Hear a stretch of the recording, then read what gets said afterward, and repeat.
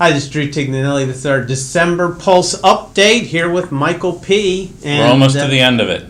We're almost there, yeah. You know, one of my favorite lines during this pandemic has been, we're one day closer. Always remember, every day you wake up, you're one day closer to the end of this thing. And so that's good news. And it was good news. Markets reacted positively that the vaccines are clearly effective. So that's a very positive thing the market accepted and look forward to. But I think that the market is clearly saying that we can go forward even before the vaccine. And I think that there's a lot of positive signs out there right now. Absolutely. I mean, I think this was the year of challenge, but at the same time, this was the year that those challenges are going to bring so much innovation out. I mean, that's one of the things you had said at the beginning of this is when you force an entire world of economies to all of a sudden shift and adapt, they're going to come out stronger than they were before. Look, there's been a lot of commentary, and I think this is why you're seeing Warren Buffett buy a lot of pharmaceutical stocks. There's been a lot of commentary that the FDA was so full of bureaucracy that you couldn't get innovative things out quickly. It took years. Right. And I think this is proving that innovation can take place much quicker, still make sure that it's completely safe, and I think that there's a lot of things that are going to hit quickly. I'll just even take telemedicine. Yeah. I mean, what a blessing that is to have now. Yeah. Anyway, I think there's a lot of positives that are come out. As many as the negatives are, there's always positives. And, I like to keep my radio station focused on positives, not negatives. And right. That's a lesson of life to always remember, that if you're listening to that radio station of negative, you'll never hear the positive side, and you need to keep that balance between the two. Don't always just be living in a rose-colored glasses, but also just make sure you balance the two. This video is going to come out after Thanksgiving, but if there was ever a Thanksgiving to go around the table and focus on the things that we're thankful for from this year, this would be the one. Even if you can only do it via Zoom. And anyway, so.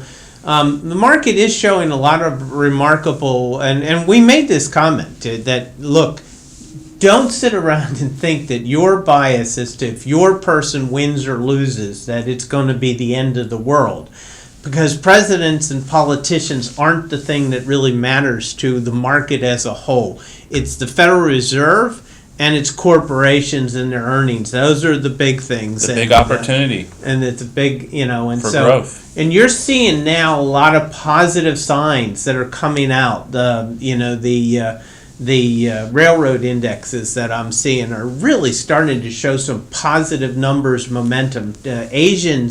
Asia growth is starting to show some very positive momentum numbers. Even Europe, as amazing as that might sound, even Europe is starting to show some positive signs. And a big lesson to learn is do not allow media to dictate what you believe. Take media in, sort it out, and come to your own conclusion. But if you just sit there and listen to what they're telling you, it's a problem. Yeah, it's a real problem. So anyway, we need to realize that this market has got some positive momentum behind it, and the Federal Reserve does not seem like they're going to take any oxygen out of the economy. No, I mean, the Federal Reserve Chairman is, still very much absolutely committed to the markets. We have the proposed Janet Yellen for Secretary of Treasury, whose primary goal is to focus on getting a stimulus package. And she will be in the ear of Joe Biden in 2022 when it's time to either keep Powell or reappoint somebody or appoint somebody new to the Federal Reserve. And that's what we always say. Right. Watch who the Federal Reserve Chairman is. Think about what they're thinking about, what they're doing. So, Drew, everybody uses this term, but Drew, I've heard it from you the most, referring to the worry of what's the worry in the Federal Reserve then? What do you worry about? We worry about a hawk. Right. Federal Reserve Chairman. And Yellen wasn't one. No. And most likely would never pick one. No, she wouldn't. She was probably one of the more liberal in the economic sense of the word. Sending the money out. Yeah, she had no problem with keeping things as loose as possible. It was Powell that actually came in and started to cut back the interest rate, and make interest rates go higher. You Yeah. remember in 17 and 18, that's why the market took that big giant dip in 2018 at the end of the year. Right. Because he had raised interest rates all the way up. The 10-year was at 3.25%. It was a rough December. It was it was a 20% decline in 1 month Yeah. because he was cutting back into, he wanted to normalize the interest rate situation. And in 19, he started to cut back, and then boom, you got this pandemic, and he really went. So one of my neighbors is a client, and the story that I think goes along with that is in that December he said that if we didn't make the market go back up, he was going to give our girls a drum set for Christmas. Right? He thought it made it work too. I had another interesting story from a client just told me the other day that during the market downturn, he went in and said, I've always wanted to buy Tesla, and he bought Tesla in the bottom of the market on March 24th. He bought 4 whole shares. 4 whole shares. And he said, now they did a 5, so now I have 20 whole shares. Yeah, And even at the incredible price that the stock is at now, it's still only worth like $10,000 or so, $16,000. Now it's only worth $8,000. That's what it's worth. So we've talked a lot about the market and growth and things of that nature, but this is also the time of year for giving. Yeah, absolutely. And one of the we did the webinar, the 6 greatest myths versus reality, and that was one of them. Gift giving. There's a total complete misunderstanding about giving money to people. And that there's an income tax issue if you give somebody. In other words, if you gave your daughters $50,000 and it's more than the dreaded $15,000, that all of a sudden your daughters are going to have to pay income taxes on it, right? Or that I would have to pay income taxes on it. Somebody's going to have to pay income taxes on this because that's over the $15,000. Gifts have nothing to do with income taxes. Hear me, please. I keep saying this and nobody seems to be listening. Income taxation has nothing to do with gifts. If I give my children $5 million, there is no income tax issue from me, and there's no income tax issue on them. Where the taxation comes in, possibly, is a quirky thing called the gift and estate tax law, where the federal government and the state of Maryland actually say that you cannot transfer either in your lifetime or at death more than $5 or $10 million to a non-spouse beneficiary. So the point is that if you feel pretty confident that when you pass away, your estate is going to be, and all the gifts you've given is going to be far from those types of numbers. 5 million, 10 million, and those are just, and you never know. It's a moving target. It is a moving target. Every time we wake up. You can always ask us if you want to know what number we should think of for you, depending on which state you're in and other situations, married or single. But the point is, if you're someone who feels very confidently that you're not going to die with that kind of money, then you just don't need to worry about it. Really, and so let's say your state's worth $2.5 million, and you don't expect it. You don't play the lottery. You're not worried. You don't own really, all your money in one super growth stock, and you're already 80 years old. And you say, my estate's always going to be $2.5 million, and you want to give your children $150,000. There is no issue whatsoever. I don't even think we need to worry about the gift and estate tax laws, even though legally we're supposed to file a gift return, but we can talk about that. Right. And we do have clients that are worth the kind of money that's a concern. Oh, absolutely. And we file the gift tax return for them. It's critical. We will be keep filing track of the gifts. I know that we have at least 2 or 3 gift tax returns we will be filing this year for clients, or somebody will be filing for clients.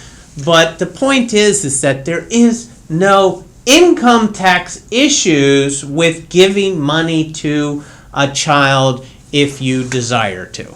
Now, so a topic that we're beating like a dead horse this year, which is the qualified charitable distribution. So just another thing to remind you as you're thinking about giving to charities this year, or you're thinking maybe about giving to charities next year in the future. And if you're over 70 and a half now or next year and you're thinking about giving, you need to think about doing it through a qualified charitable distribution from your IRA. Not think about it, do it. If you're going to do it, that's where it's. If it's over $100, $200 or so, Right. give it through your IRA. Absolutely. Do not request a $5 qualified No, charitable. do That's- not. The administrative team here will be unhappy with you to do all the paperwork for $5. But so that's a topic, and thinking just about giving, or actually related to IRAs. So this was a big year. We didn't have required minimum distributions for folks. Some people, they love not having to take it out. Some people actually, hey, that money I saved for retirement, I actually need it for retirement. Well, what some people are doing, if they're in that kind of space between where they don't really need the entire required minimum distribution, but they need some of it, is they're kind of postponing and thinking about taking it as soon as possible in January. So that's another strategy for just timing your taxable income. Absolutely. So, there are lots of topics I think we're running out of time. But I do want to say, as we head into this Thanksgiving to Christmas season, I believe that there's a strong correlation between the assets we have and the generosity that we should have. So, in other words, if we've been blessed with assets in our lifetime and income and so forth, yes, we can attribute it to hard work and so forth, but you also look at all those circumstantial things that had to happen to get you to that place, to make that money. So it's an antinomy. I always talk about antinomies, and that's where you have two opposing forces that contradict each other. So in other words, hard work is incredibly important to being successful in life, but it's also those circumstances that we don't control that have to happen to come together to make us successful. I mean, think about it. If that weird accident had happened when you were 20 that you just barely missed, it would have derailed you. You couldn't control it, I mean, there's thousands of these things that have to happen in our life. And so never assume that we deserve everything that we have. And in my opinion, generosity is the number one way to in action, demonstrate that I understand that the wealth that I have is not just because I worked hard. There was a lot of circumstantial things that had to happen divinely in my life to make me successful. And so therefore, be generous. It's my point, is as you go through this season, be generous, not just with your family, but with those that have no ability to repay you for your generosity. Maybe it's a family that's struggling nearby you, or maybe it's a charity that you think has a worthy cause or whatever. Generosity this time of year is extremely important. Anyway, we finished? We're finished. It's Drew Tignanelli saying God bless.